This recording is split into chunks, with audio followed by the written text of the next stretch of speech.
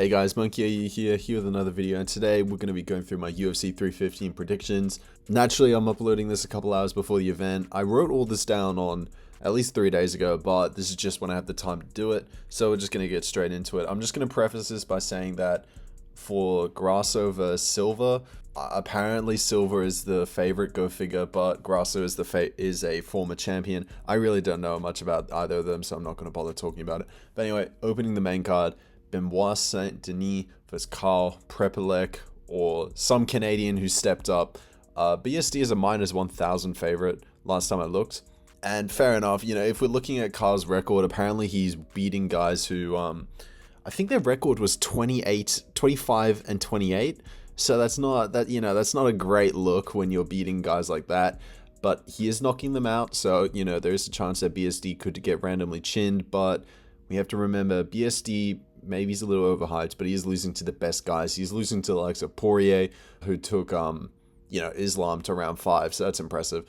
But he's also losing to the likes of Moicano, and Moicano isn't necessarily the best, but he just came with a really strategic game plan, which I called pretty accurately. That being said, I trust in Benoit's skill in that I think he's going to take down Kyle and probably sub him, or if he can't do that, which I seriously doubt, he'll probably just knock him out or at least win a decision.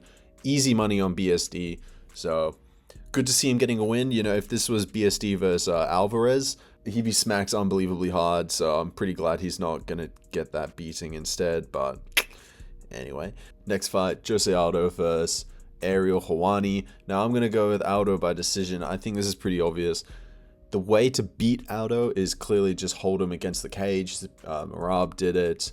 Volkanovski did it, Bautista did it, but the thing with Bautista is that he did it in round 3 after losing one round, winning one round, etc. So it was 1-1 going into that, and holding up against the cage, we got to talk about it. Even though Aldo has the best takedown defense ever, right? He wasn't even taken down once by Merab, and Umar was, so that's an impressive stat. The onus does kind of fall on him a little bit. Like you got to say that at this point.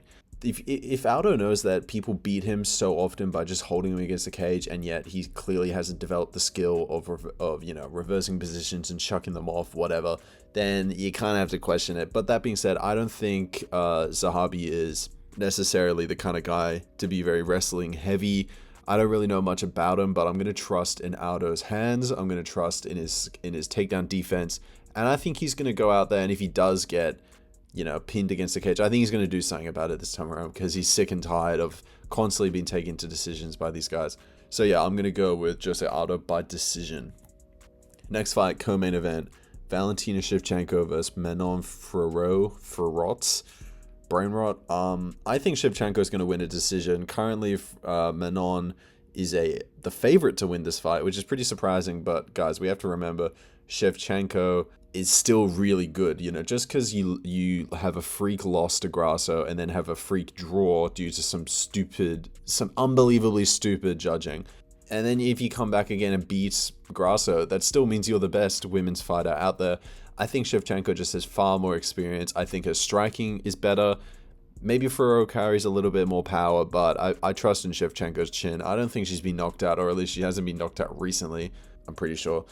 And I think her wrestling is better. I think her takedown defense is better. I think her jiu-jitsu is better. I just think that, I guess the only argument against Shevchenko is maybe she's getting up there in age, but I just think the experience and the fight IQ is going to be on Valentina's side. So I think this is a good one to put on a parlay. Somehow Valentina's an underdog. I think that's just because of age, but that being said, I still think Valentina's going to win that. Anyway, main events, the fight we're all really intrigued about, and the fight that is going to determine the future of lightweights and welterweights, and the future of International Fight Week through UFC 317, JDM versus Belal Muhammad. Now, I'm just going to come out and say this. I'm a little biased. JDM's from Perth, Australia. I'm from Perth, Australia. So naturally, I want to see this guy win. But I do actually think he's going to knock out Belal. And here's what I'm going to say about it. I think I'm in a good position to talk about this because I was one of the only guys to call Belal Muhammad winning by decision. Haha. But jokes aside, I did actually call him beating Leon Edwards when basically no one else did. You can go back and watch my video on that for proof. And I just think that the factors I called into that fight was that Leon Edwards is a bit of a pushover. And I said that Bilal wanted it really badly, right? Now, this time around, I think Bilal, when he was taking down Leon, that was really impressive. And I think since it was so unexpected, even though I saw it coming, since it was so unexpected for most people, that's all they remember from the fight. But Bilal was having positions reversed. And I think this is key because for JDM, if he does get in a position where he gets taken down, which I think that's pretty likely, if not guaranteed, I think there are going to be scenarios where he will be able to reverse the position, but the key difference is he'll push away, he'll disengage and stand up, and they'll force Bilal to get up because he can't just sit there as JDM is on the feet waiting. You can't do it. The ref will stand you up. In the Leon fight, there are multiple moments where the positions are reversed and Leon is insistent on going for a sub for some reason, always insistent on pinning Bilal against the cage, kind of ironic. But I just think that there's going to be a serious difference. I don't think JDM is going to play these games. He knows that he has to knock him out. And I think he's going to do just that, force Bilal to get up and play his game. I also want to say that JDM is training with Craig Jones, one of the best jiu-jitsu guys, which is, you know, one of the best guys to counter that kind of Dagestani style wrestling.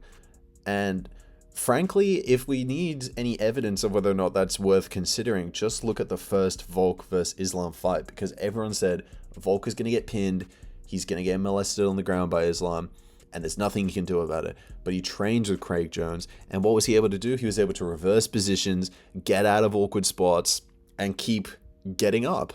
And that fight ended with Volk raining down punches on top of Islam.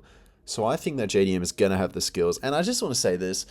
How many times at this point have we said, well, this guy's a striker, this guy's a wrestler, and we all say all the striker has to do is not get taken down and survive the thing, blah, blah, blah. How many times have we seen that actually happen? I mean, we all, regardless of the outcome, with Carlos Prates and Ian Gary, right?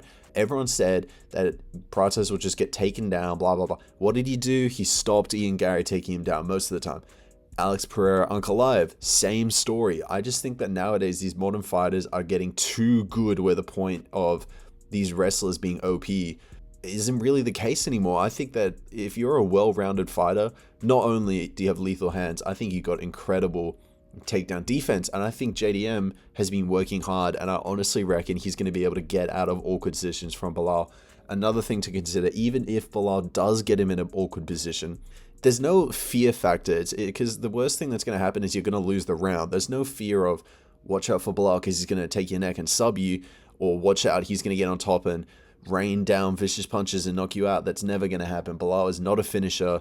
It's kind of insane to think that the only guy he has finished of note is Sean Brady. That's pretty surprising. But JDM, on the other hand, all he does is finish pause, because when he's in an awkward position, what does he do? High low, go to the body, which, by the way, if JDM starts ripping Bilal to the body, that's going to seriously hurt his gas tank and seriously hurt his ability to do offensive wrestling.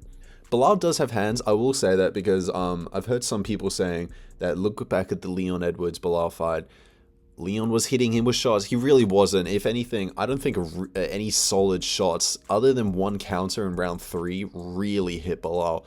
Bilal was looking good, but I think the reason he looks so good is because, as we've discovered, and as I called, Leon Edwards is actually pretty beatable and actually quite a pushover mentally, in that if you just get in his face, what are you going to do about it? You know, I mean, dude, we even saw this with Nate Diaz back in the day, you know? So that's food for thought. But anyway, we've discovered that that's the thing. And I think if you have someone who's aggressive, gets in Bilal's face, stops the offensive wrestling, and has lethal hands when Bilal is there to be hit, who he does kind of keep his hands low, by the way, that's worth considering, I think it's only a matter of time until JDM knocks him out. And frankly, I could see him knocking him out with a knee, I could see him knocking him out through body shots, a hook, a jab, sitting him down. I think he's going to be smart about this. I think JDM knows that don't throw kicks. That's just asking for trouble. You'll get taken down. He's going to be smart and strategic, and just watch his highlight reel. I don't think he's going to gas out, even though this is his first 5-rounder. Whatever he does throw, it's slick. You know, it carries the power, but it doesn't waste the energy. Like a tactical sledgehammer. You know, it's being swung for a purpose, not to show. You know what I mean? I really do think it's just a matter of time. And honestly, I'm taking the bias out of this. I do genuinely think JDM knocks him out. It could go to a close decision, potentially, but I just think JDM's dog and finishing factor is too much for Bilal to handle. And if JDM does get Bilal hurt, if he gets him hurt on the feet and Bilal shoots a desperate takedown, I really do think that JDM is going to be able to shuck him off, or if not, hit him with a knee like he did with Gilbert on the way in and finish him. And frankly, I just think it's going to happen. I really do hope it happens because of the bias. But yeah, anyway, if we talk about the implications of this fight, everyone knows by now that basically if JDM wins, Islam goes up and we see JDM versus Islam for the welterweight title. Now apparently that's going to happen in Australia as well, so I really want that to happen. Or if Bilal wins, then we get Topuria Islam. Now, call me crazy, Topuria Islam's a good fight, but I think Topuria knocks him out. JDM Islam, if JDM can prove that he can beat the wrestling of Bilal Muhammad, who arguably is a little bit more dominant than Islam, even though Islam has the finishing factor, I think that's a really competitive fight, like JDM versus Islam. That's a great fight. And also, I think either way, regardless of the way this fight ends, we're either going to get Topuria Oliveira or we're going to get Topuria Islam. I think we're in good hands.